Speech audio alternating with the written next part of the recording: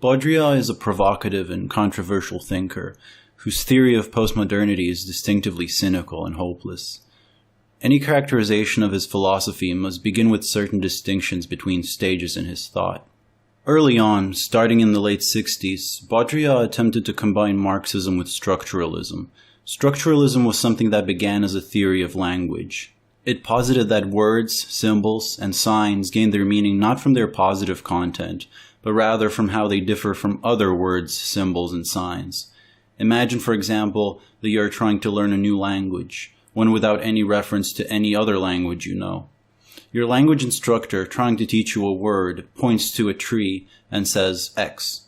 Now, you might intuitively assume that X means tree in this language, but this is not so clear. Does X refer to all trees or this specific type of tree? Does it perhaps refer only to the tree bark, or does it include leaves, branches, and roots? Perhaps X refers to all plants, or nature as a whole. With only this one word to go by, we have no way of knowing. We can only find out what the meaning of X is by learning other words, and finding out how X differs from these other words. So, to understand the word tree, we cannot just point at a tree. We must learn how this word differs from the words leaves, bushes, plants, and oaks.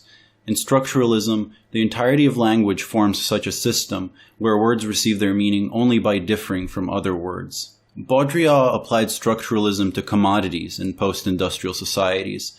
In such societies, commodities begin to gain their value not from their positive content, not from how useful they are, but from how they differ from other commodities, and by doing this establish status, prestige, or an appearance of luxury. Take, for example, Kanye West's clothing line. These seemingly regular t-shirts each cost $120. This is not because of their inherent value. It is not because the material is particularly durable, or because the design is particularly intricate or difficult to reproduce. Rather, it is because the brand name differentiates this t-shirt from cheaper t-shirts and assigns it a sense of prestige and status. It places this commodity at the top of a hierarchy of objects. For an even more extreme example, look at the Supreme brick. This was an actual brick, with the Supreme logo on it, released by Supreme as a limited edition item. It has been sold on eBay for up to $1,000, not because it is any more useful than regular bricks, but because it is able to differentiate itself, using its brand name, its sign. And I'm sure you can think of many examples yourself. Marx differentiated between three different kinds of value. Value with the capital V, which is the value that commodities gain from the labor put into making them. Exchange value, which is the price of a commodity being sold on a market, and use value, which is how useful a commodity is.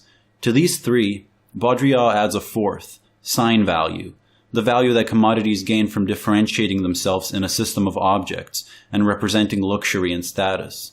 In traditional Marxism, this notion of sign value would simply be part of a commodity's use value, but in the late 70s, Baudrillard began to believe that in post-industrial societies, sign value subsumes all other types of value and becomes the determining factor of what is valued. This is what characterizes the postmodern condition, the rule of signs. This was his final break with not just Marxism, but any kind of revolutionary action. This theory was fully developed in Baudrillard's most famous book, Simulacra and Simulation, a book that for obvious reasons can also be seen in The Matrix. This book was released in 1981, 6 years before the events of the American Psycho movie take place, by the wrong names, as they lose their inner identities. Notice, for example, the amount of attention that is given forms a hierarchy.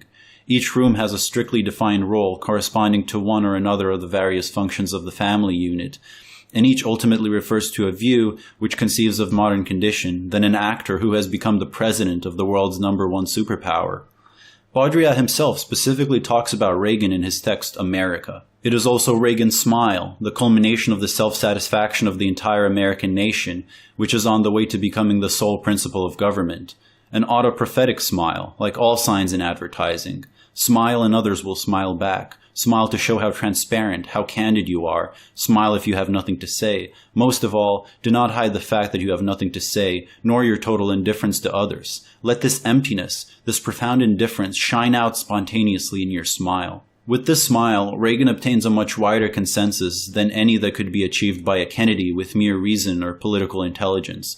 The recourse to a pure form of compliment, be it animal or infantile, is much more successful, and the whole American population comes together in this toothpaste effect.